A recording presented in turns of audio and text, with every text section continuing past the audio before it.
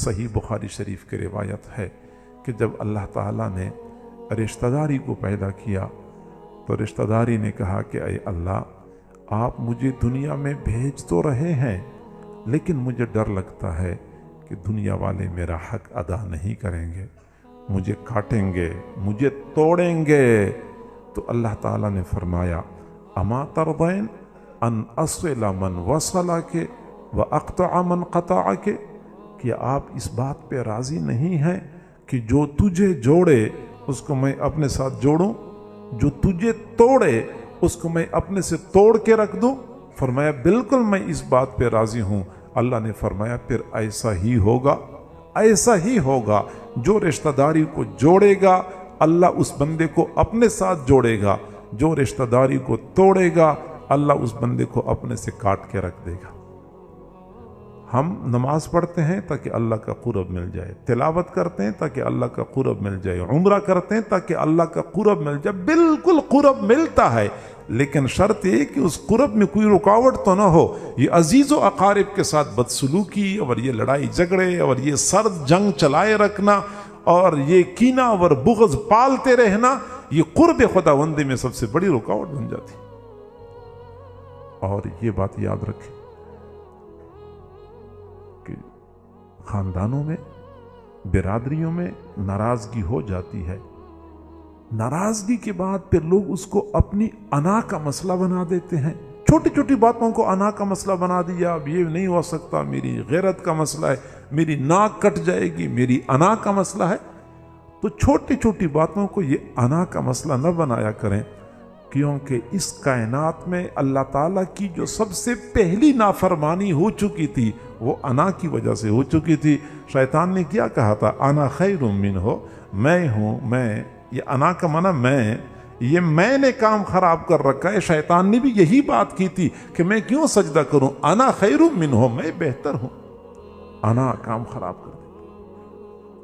اور اگر برادری میں کوئی ناراضگی ہو گئی، کوئی لڑائی جھگڑا ہو گیا، اگلا بندہ اپنی انا کو قربان کر دے، اپنی انا کو قربان کر کے تھوڑا سا اپنا سر جھکا لے، یقین کریں اس کی عزت میں کوئی کمی نہیں آتی۔ عزت اللہ کے ہاں ہے، دنیا والوں کے سامنے شاید لوگ یہ کہہ دیں کہ اس کی تو عزت ختم ہو گئی، حالانکہ عزت اللہ نے دینی ہوتی ہے، اور جس کو اللہ عزت دیتا ہے دنیا والے اس کی عزت کو نقصان نہیں پہنچا سکتے۔ حضور صلی اللہ علیہ وسلم کو جب نبوت ملی، آپ غار حرا میں تھے، ایک اچانک اتنا بڑا واقعہ پیش آیا، اندھیری رات کا وقت تھا، غار حرا میں فرشتہ آیا، جو معاملہ پیش آیا تھا آپ نے علماء سے سنا ہوگا۔ آپ گھر تشریف لائے، آپ طبعی طور پہ فکر مند تھے، فکر مند اس بات پہ تھے کہ اتنا بڑا بوجھ میرے کندھوں پہ آیا ہے، پورا مکہ نہیں پورا علاقہ اس میرے پیغام کا مخالف ہوگا، میرا کیا بنے گا، میں یہ ذمہ داری پوری کر سکوں گا یا نہیں کر سکوں گا؟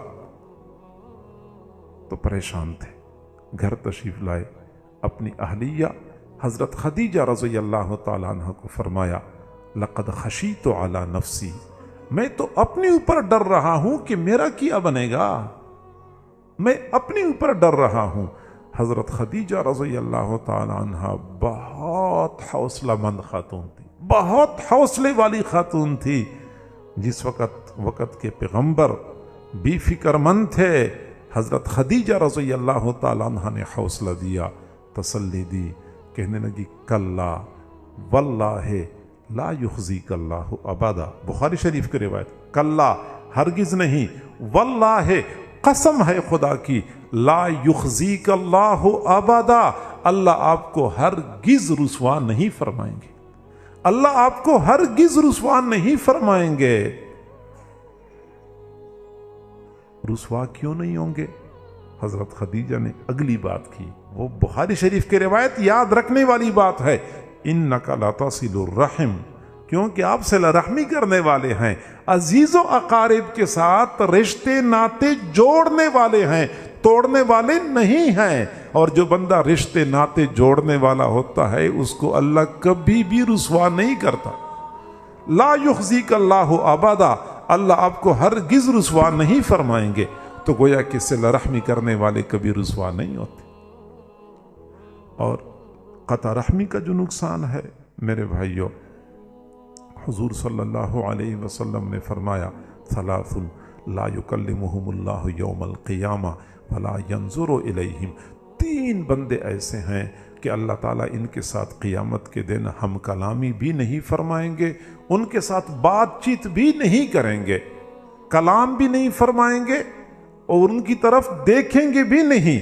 وہ 3 بندے کون سے ہیں؟ ان میں سے ایک بندہ مصدق الساحر، مصدق الکاہن، جو بندہ کاہن ہوتا ہے، کاہن کی باتوں کی تصدیق کرنے والا، اللہ اس کی طرف نہیں دیکھے گا، اللہ تعالیٰ ایسے بندے سے بات نہیں کرے گا، اللہ ناراض ہوگا۔ کاہن کی تصدیق کرنے والا، کاہن کون ہوتا ہے؟ وہ جی گھر میں چوری ہو گئی تو ذرا فلاں جگہ پہ ایک بندہ حساب لگانے والا ہے، ذرا اس سے حساب لگوا لو، وہاں چلے گئے، وہ الٹی سیدھی لکیریں کھینچتا ہے اور بعد میں آ کے کہہ دیتا ہے کہ بس اپنوں میں سے کسی نے چوری کی ہے۔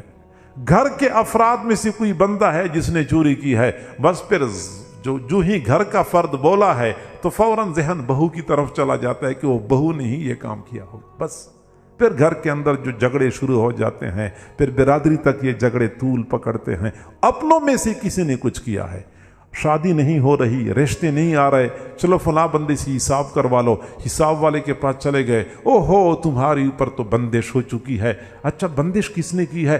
اپنوں میں سے کسی نے کی ہے۔ پھر ہم سوچتے ہیں کہ ہاں وہ چچا لوگ آئے تھے نا اس بچی کا رشتہ مانگنے کے لیے، پھر ہم نے ان کو انکار کر دیا تھا، بس انہوں نے ہمارے رشتے کو باندھ لیا ہے۔ واللہ یقبض و یبسط، یہ باندھنے کا کام بھی اللہ کا ہے اور کھولنے کا کام بھی اللہ کا ہے۔ دنیا والے نہ کسی کے رشتے باندھ سکتے ہیں، نہ کسی کی اولاد باندھ سکتے ہیں، نہ کسی کی روزی روٹی باندھ سکتے ہیں، یہ ہماری غلط فہمی ہے۔ مصدق الکاہن، کاہن کی تصدیق کرنے والا، اس کی بات پہ یقین کرنے والا کہ ہاں اس نے صحیح بات کی ہے، اس پہ یقین کرنے والا، اللہ تعالیٰ ایسے بندے سے ناراض ہوگا۔ وہ مدمن الخمر، جو شراب کا عادی ہوتا ہے، شراب پیتا ہے، اللہ اس سے ناراض ہوگا۔ اور چوتھا بندہ وقاطع الرحم، جو عزیز و اقارب کے ساتھ رشتے ناتے توڑتا ہے، قیامت کے دن اللہ تعالیٰ اس کے ساتھ بات بھی نہیں کرے گا، اللہ تعالیٰ اس کی طرف دیکھے گا بھی نہیں، ناراض ہوگا۔ اور اسی طرح جو لوگ عزیز و اقارب کے ساتھ رشتے ناتے توڑتے ہیں، ان کے لیے جنت حرام ہے۔ صحیح بخاری شریف کی روایت ہے، لا يدخل الجنت قاطع، قطع رحمی کرنے والا جنت میں داخل نہیں ہو سکتا۔ ہم نمازیں پڑھتے رہیں، روزے رکھتے رہیں، تلاوت کرتے رہیں، بے شک حج کر لیں، عمرہ کر لیں، جب تک اپنے رشتہ داروں کے ساتھ تعلقات بحال نہیں کریں گے تب تک جنت میں داخلہ ممکن نہیں ہے۔ حضور صلی اللہ علیہ وسلم نے فرمایا کہ ہر پیر کے دن، ہر جمعرات کے دن بندوں کے اعمال اللہ کے حضور پیش ہوتے ہیں، لیکن کچھ لوگ ایسے ہوتے ہیں جب اعمال اوپر کو جا رہے ہوتے ہیں، آسمان کے دروازے بند ہو جاتے ہیں، اعمال اوپر جا ہی نہیں سکتے۔ وہ 2 بندے جو ایک دوسرے کے ساتھ ناراض ہوتے ہیں، سلام کلام بند کیا ہوا ہے، تعلقات ختم کیے ہوئے ہیں، ان کے اعمال اوپر نہیں جاتے۔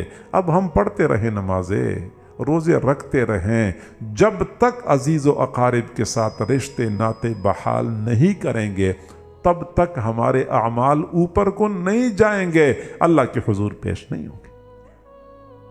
میرے بھائیوں، اختلافات بھی ہوتے ہیں، چھوٹی چھوٹی باتیں خاندانوں میں پیش آتی ہیں، برادریوں میں باتیں پیش آتی رہتے ہیں، یہ طبعی بات ہے، یہ فکری بات ہے، یہ کوئی ایسی پریشانی والی بات نہیں ہے، لیکن ان باتوں کو طول دینا، پھر سرد جنگ چلائے رکھنا اور ایک دوسرے کے ساتھ دیر تک ناراضگیاں رکھنا، سچی باتیں سگے بہن بھائیوں کے درمیان ایسی ناراضگیاں شروع ہو جاتی ہیں کہ سالوں گزر جاتے ہیں، بھائی اپنے بہن کے گھر نہیں جاتا۔ نہ صرف یہ کہ وہ اپنی بہن کے گھر نہیں جاتا، بلکہ بہن کو بھی کہتا ہے کہ آج سے میرے گھر کے دروازے تجھ پہ بند ہیں۔ وہ اپنے بہنوں پہ اپنے گھروں کے دروازے بند کرنے والوں، کبھی سوچ بھی لیا کرو کہ قیامت کے دن بھی اللہ نے کچھ لوگوں پر جنت کے دروازے بند کر دینے ہیں۔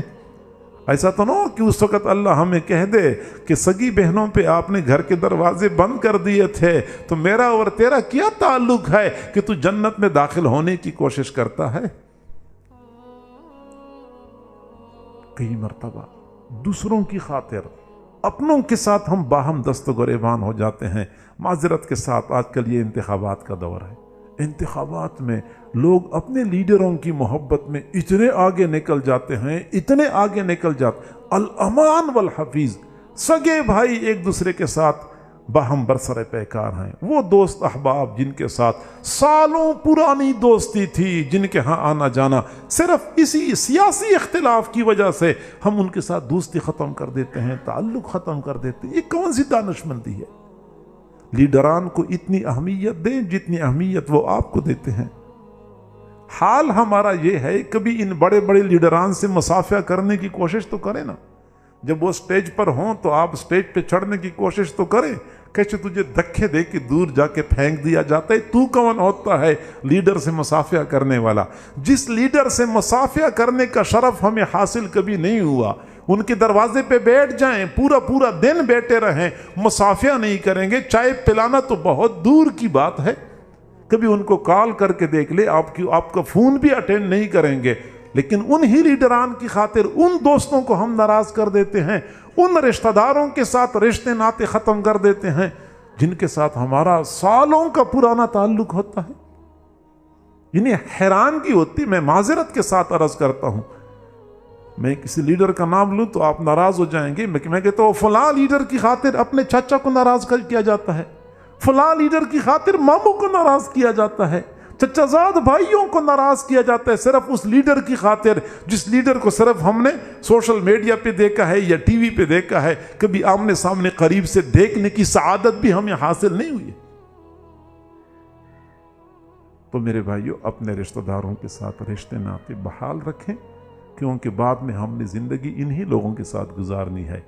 हुकूमतें आती हैं और चलती हैं, कोई जीतता है, कोई हारता है, कोई वज़ीर आज़म है, कोई असीर आज़म है, कोई तख्त पे है, कोई तख्ते पे है। ये तो हम देखते चले आ रहे हैं, खेल तमाशा चल रहा है और हम हैं जो बेवकूफ़ बन रहे हैं।